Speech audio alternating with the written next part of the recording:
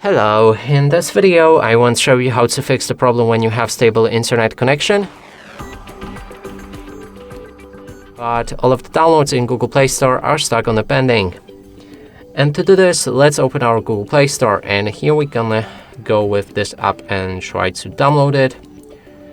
And in just a few moments you will see that it's actually stuck on the pending.